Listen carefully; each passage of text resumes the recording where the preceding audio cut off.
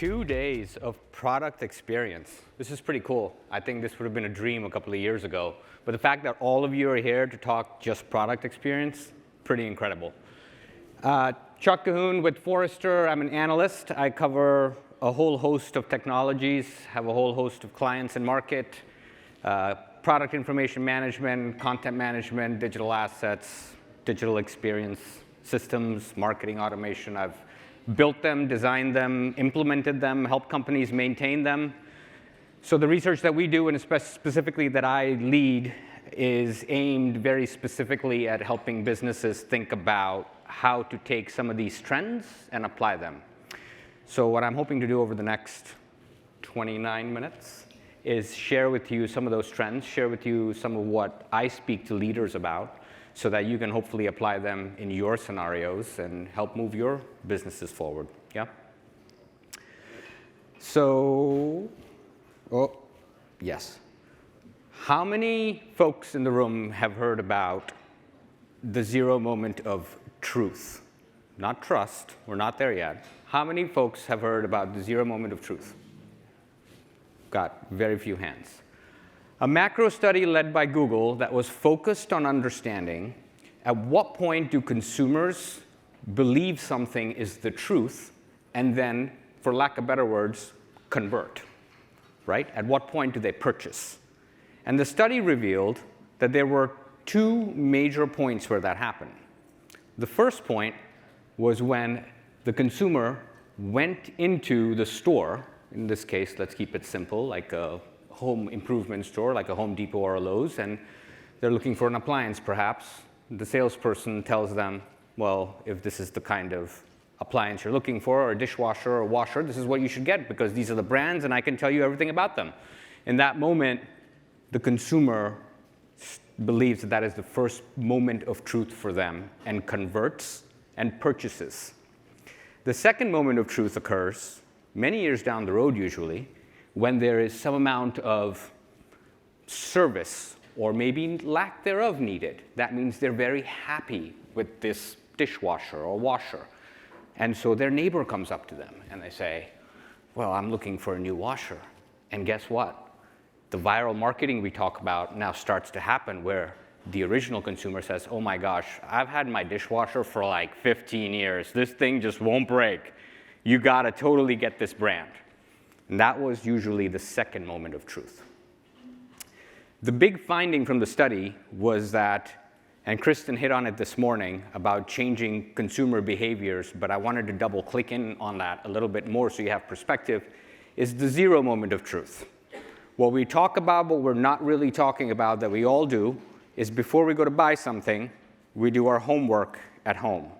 And so you can do a ton of homework at home, and you come to the store now fully armed with information. Because your information, you see, in this example, is not just from the Home Depot or the Lowe's of the world. The information that you're getting is from all over the web, right? So this happened to me recently. I decided that I was going to buy a new pair of bookshelf speakers, okay? Now, I'm a big techie, as you guys can probably imagine, right? And I was, my father was an electrical engineer. I was born and raised in a house where we talked about this stuff a lot. I started researching frequency responses. I started looking at the wattage. I picked out these beautiful speakers, and man, I gotta tell you, I was like a kid in a candy shop. My wife was like, why are you in the study so late? And I was like, well, I'm researching these speakers. These are gonna be the best speakers ever. Just to be clear, the reason I wanted to buy the speakers in the first place was because when the kids are in school and my wife is at work and I'm working from home, the dog snores really loudly. And I just can't. It like loud enough to interrupt calls. So I said, well, something has to change here. At least I can get some peace of mind when I can listen to music between calls to sort of change up the flow. So off I went to buy these speakers. And do you know what's the first thing I did after I figured out which brand I wanted? Any guesses? Reviews. I did even more than that from a product experience perspective.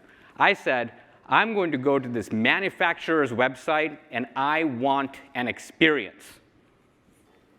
And man, was I dazzled. there were images, there were videos, there were PDF documents, there were spec sheets, there was everything except for one thing. I couldn't figure out how big they were. And then I started to click in deeper into the product information, and there really wasn't much about the wattage. There really wasn't much about the frequency response rate. And all the things that I was looking for were kind of missing. And you can imagine what started to happen to me. I started to wonder, why am I not able to get this information? What do you do next? You go to Amazon, you go to Best Buy, you go to different retailers, and guess what? Everybody had different information. And I told my wife, I don't think I'm going to buy speakers because the brand that I wanted just can't deliver on what I'm looking for, and I don't feel comfortable. There was a trust issue. My trust had started to be shattered with the brand because I wondered, why were they unable to get their product information out like so many other manufacturers do, right? This is where it begins. And so, ton of research done last year on product information management. With Forrester, I led a good bit of it, and I'll share with you. Anybody want to guess what is the biggest pain point a PIM solves? Any guessers? Come on, you guys just had coffee. Syndication, channels, routes to market. Truth. Who said truth? Gentleman in the back. I guess I can throw you one of these dinosaur things. 72% of people said it is the single source of truth. Not words that we put in their mouth, they told us that. We asked about data quality. Did it help you meet things like compliance requirements? And their response was, well, yeah, but it's the single source of truth. Go to market faster, new channels, yeah, but it's a single source of truth. Resounding response. So then we said, well, if it's a single source of truth, let's see how proliferated this is in market. And we said, well, how many countries is your PIM serving? Like, tell us. Geography, we want to know the reach here. And 50% of people said 11 or more countries. You know what else they told us? The PIM is the system that helped us get to those geographies. Without the PIM, we would not have been able to do this. The two retailers that we spoke to come to mind in this example very prominently. They were very articulate in stating that within the matter of 1 year, they doubled the reach of their product information in geographies that they did not even ever exist in. And so then we kept going. And I said, now I started to really geek out. I said, okay, I really want to know, like, how big are these what are we thinking here from a data model? How big does it get? And, Forrester's research leaders' feedback to me was, when you're talking to folks, you can't really make this complicated, Chuck. So we can't start talking about like family hierarchies and this and that. So I kept it really simple. I said, okay, products you sell, give me a SKU and multiply it by the number of attributes for each SKU. Let's see how big this thing can get. And that was the attribute. And the numbers we came up with were mind-blowing. 44% had over 5 million attributes. The largest catalog we had from Forrester's research perspective was 2.5 billion attributes. So when I talk to enterprise leaders that ask me about scale and what is the capability of a PIM solution, I'm not shy. I begin from here. The example on this one was very powerful as well. We spoke to a pharma retailer, a pharma company that was using a large number of attributes. I can't reveal who the 2.5 billion was, but was using a very large amount of attributes to go into geographies where you can imagine how many different attributes are required for different pieces of, or different types of medication in different geographies. So that's how they were leveraging it. And so I started to say, okay, it's 2023. We got to also find out how you guys are using AI. I mean, I'm sure that AI is helping you manage these catalogs, and there's a lot of learnings that we could have from just what AI is doing for your PIM. And the response was pretty mixed. Pretty mixed. And what I mean by that is, yeah, they're interested in it. They were exploring it. 4 were using it. And the 4 that were using it was, one that comes to mind was a shoe retailer out of Latin America. And their feedback was, well, we just use this to translate our product information, and now we're in geographies that we never were. A little bit of a different scenario than last time. But his feedback directly to me was, Chuck, yeah, we might have more returns now, but this isn't like food ingredients. We're not going to hurt anyone. That is still top-line growth for our business that we never had, even if you subtract the returns. So the value that AI is already adding, or was already adding in 23, was pretty substantial. But I kept coming back to the question, the size of these catalogs, if you're just thinking about the attributes for a second, what is the value that this can add in consumers' lives? Like, how can we take this data and unlock it? And that started to bring me back to the elephant in the room. The conversation around AI kept popping back up over and over again.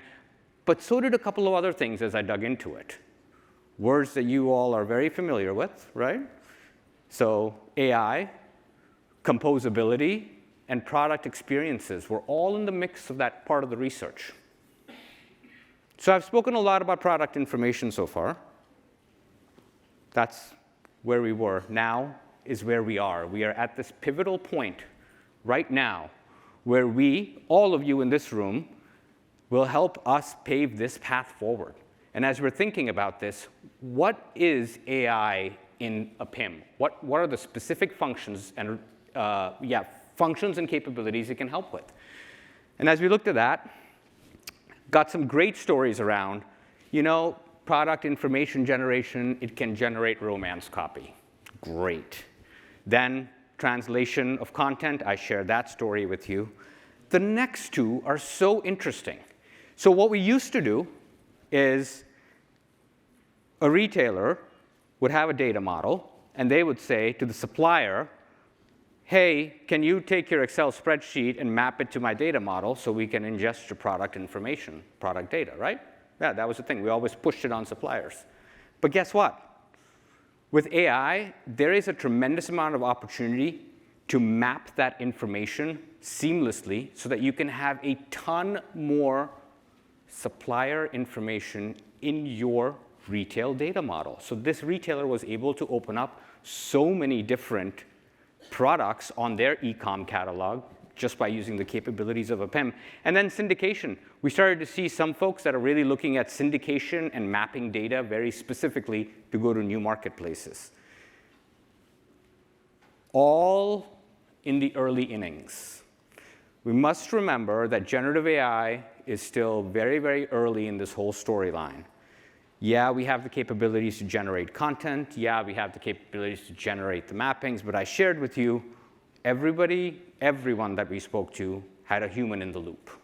So we weren't at a point where machines were deciding, acting, all of those storylines, we were just not there yet. However, the augmentation capability of AI, much more than just some of the machine learning that we were used to, was becoming pretty prevalent. And so, as we sort of exited the AI part of the research and we started looking at the next piece, we kept coming back to this one question, which was, why does this matter? Why? And as we started to really break that apart, many of us at Forrester sort of looked not only at experiences, not only at AI and technology trends, but we started to focus our attention maybe a little bit more on the consumer in trying to understand, why does this matter to them? And we came to this point in the research, which is, we believe that consumers are trying to go from point A to point B. They're trying to buy a pair of running shoes because they want to run a race. Oh my gosh, we've just figured it out. Let's hire consultants, build journey maps, and put them up on the walls, and man, we'll know the buying behavior, and we'll know exactly when we can convert them. Oh, I've seen the emotional charts, I've seen it all. And don't get me wrong, I'm a very big fan of UI, UX design. I think it's absolutely intellectual work. However, we paused for a minute and said, well, what proof do we have that this gentleman was buying the shoe just to run the race? And that brought us from point A to point B to something that we started thinking about a lot more, which was motivations. What is motivating this consumer to do this? Is that not what we should be really after? We think about the fact that they go in and they buy the shoes, they run the race, but maybe there's something else behind the whole story. And what you start to uncover here is, and this happens for every single one of us in this room, whether you know it or not, you're starting to rely on what we call a value network, which means your doctor's given you a prognosis. You are now perhaps focused on being more healthy. You are perhaps going to run a race. And perhaps first you're going to buy the shoes. But for the company that makes the shoes, the most logical thing now would be to say, oh my gosh, so we have a race just like the one Chuck ran, and it's coming up again in April, so let's market the race. He's going to buy another pair of shoes. Is he? We don't know that. And think about the experiences that are manifesting in your lives every day. It's the same thing. They're a point in time, but they're not getting back to the value network that's driving some of these things to get to the outcomes that you are really focused on. Kristen said something this morning that I jotted down that struck a nerve with me, which is spot on. She's not trying to buy the drill. She's trying to make the hole. I'm not trying to figure out the dimensions of the speaker, and I'm not even really trying to buy the speaker, man. I'm trying to have good music. So many companies completely missed the ball on that with me. If somebody had come up to me and said, Chuck, you know, nobody puts speakers in a study anymore, man. Like, everybody just buys like a movable boombox. I would have been like, oh, wow, that's incredible. Tell me more. A complete missed moment because nobody thought about what was I really trying to do? What was I trying to buy? One of my colleagues, Maxie Schmidt, has done some phenomenal research on this. And the thinking is really around what consumers are embracing with value networks. And in fact, the headline of the research is, don't try to create consumer value, embrace their value networks instead, which is that every brand believes that when that shoe and the race are put together, they have now become the de facto brand for Chuck in his life for shoes. But guess what? That's just not the case. Because when Chuck buys those shoes, he's embracing a value network that impacts a lot of different things. You know, when I was thinking about the speakers, I was probably thinking about, yeah, you know, I think they looked kind of nice. They were pretty good looking. I know that everybody would walk by my study that has glass doors that would see it. I'd probably be thinking about whether I have to ever do a support call on them. I'd be thinking about, does this impact my social standing at all? These are all very little things, but whether you know it or not, or whether you're willing to admit it or not, as a consumer, you are thinking about those things, and those are the things that brands want to know about you so that they can get to the outcomes that matter. So we started this whole thing with Kristen asking me to speak about the future of product experiences. And you know, as I started thinking about where our research is and where it's going and what's really happening in market, I was compelled to tell you this story that had me baffled, but that's maybe just because I'm, you know, older. So we had this thing happen over winter break in my house where I have two teenagers. They're 1 year apart, 13 and 14. One's a boy, one's a girl, so we get very dynamic attitudes. And you know, I continuously say that my daughter is like 30 and my son is still a toddler. It's the distance is, it's too much, it gives me a headache. So this thing happened that one day I was dressed, I would say something like this, and my kids come up to me and they say, hey, Dad, I just want to tell you something. I'm like, what? And they're like, you kind of dress old, like an old person. It's like, wow, guys, thanks for that. They're like, but don't worry, Christmas is coming, and with using your money, we're going to solve this for you. Thanks, guys, thanks. They're like, so we're going to spend some time this evening, this was a family event between the three of us, on the couch, and we're going to introduce you to the Nike app. It's like, okay. And we're going to surf it together, and we're going to sort of understand why you would select what you would select, and point you to some of the things that are a little bit more hip. Like, okay. So they're like, well, first you got to buy Nike Tech sweatshirts. So we went through that whole motion. And they're like, and we want you to buy some new J's. I'm like, Air Jordans, man, like I had those when I was in high school. Like, are we really going back all that way? They were like, no, they're cool. But one thing just struck me, which was every time we were scrolling through the app, I would say, oh, I like those. And I would point to the image. And they would say, oh, no, hold on. And they would swipe and look at the lifestyle video. And so I said, finally, because this got annoying, it was like in the way of the scrolling of an iPad, as you can imagine, right? And so I say, why are you looking at the video? And they say, why are you looking at the images? I said, well, how else do you make a decision on what you're going to buy? They're like, well, you look at the video first.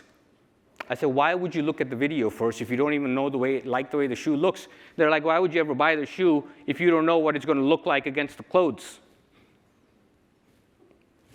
I had one of those moments where I was like, well, that's kind of obvious, but okay, good point. But it goes to show you how digital natives are thinking and how they approach these experiences. I have advised so many brands on pushing forward and doing a lot more with lifestyle videos and getting more imagery, getting more videos into their experiences. Another tech category I cover is digital asset management. I can tell you this much. The amount of investment going into dams right now is absolutely mind-blowing. And do you want to know why? Any guesses? Experience. You know what is the one capability that is being developed tremendously in dams? 3D models, 3D renders. So I asked my kids that night, I said, hey, you guys have this MetaQuest thing. I know you guys go on there to like watch YouTube. Would you ever go on there to shop? And their response was, absolutely. I said, would you go on there to experience a product in 3D that you could turn around and maybe had the right dimensions? I'm like scared thinking about my speaker. Oh my gosh, like what if they can't get the sizes right? That brand is doomed. But guess what is the entire undercurrent of our conversation at dinner that night? It is product information management. If you do not have the right product information in front of a consumer today, you will have the story of what happened to me with the speaker. If you don't have the right product information to drive that 3D experience that might be on a Vision Pro someday or on a MetaQuest, all of the undercurrent, everything that you have set up will fall apart. And so here we are, product experiences. We're thinking about it one way. There are digital natives thinking about it different ways. But I'll leave you with this. 3 things to think about. Number 1, PIM technology is an enterprise requirement for a business that brings product to market, period. In my selfish opinion, I do not know how e-commerce transactions will happen tomorrow. And I have peers of mine at Forrester that cover B2B commerce and B2C commerce, and we talk about this. Product catalogs versus data models and PIMs, where is this going to go? But I can tell you this much. PIMs and the amount of their reach is absolutely mind-blowing, as you saw. Number 2, connect consumer ecosystems. We have a ton more research that I'm working on, and a few others with me are working on this year, to really start solving this customer outcome, consumer ecosystem piece, which will drive the next level of growth for our businesses, how we bring value to consumers. And finally, virtual shopping experiences, the VR piece, it's closer than you think. So I think this is just the beginning for PIMS, and I'm really excited that I got to be here and talk to you guys about this. So thank you for your time.